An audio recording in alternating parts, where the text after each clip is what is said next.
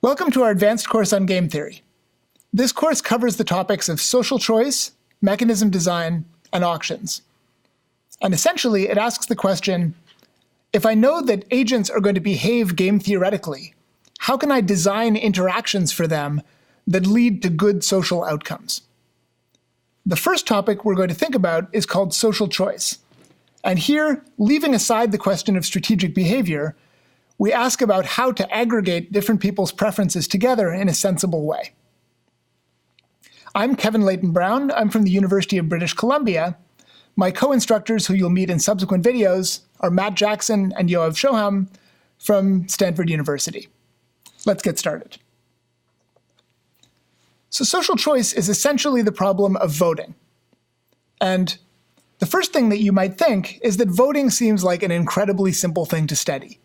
How hard can it be to study something that, after all, involves just filling in one of the boxes out of some small set of different candidates?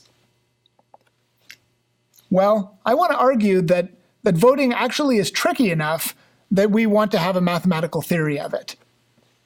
Here's an example. In the year 2000, the US presidential election came down to who won Florida. And it was incredibly close.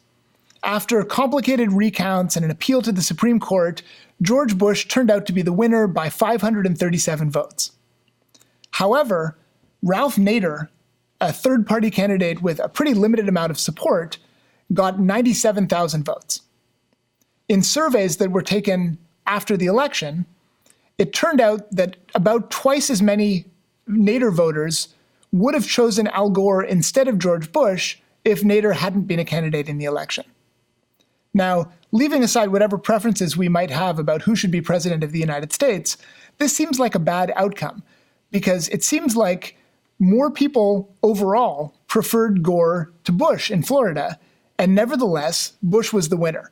So it seems like we didn't do a very good job in this election about taking everybody's preferences into account and selecting the right winner.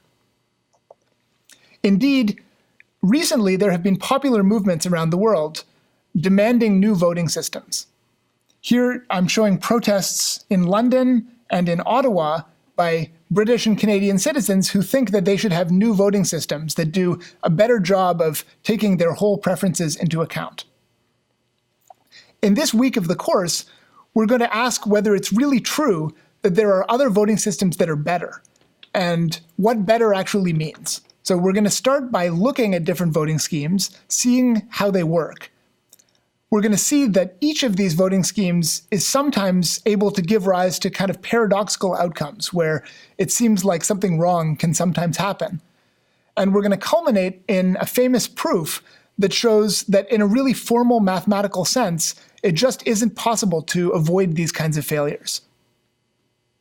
So thanks for joining our course, and look forward to having you for the videos to come.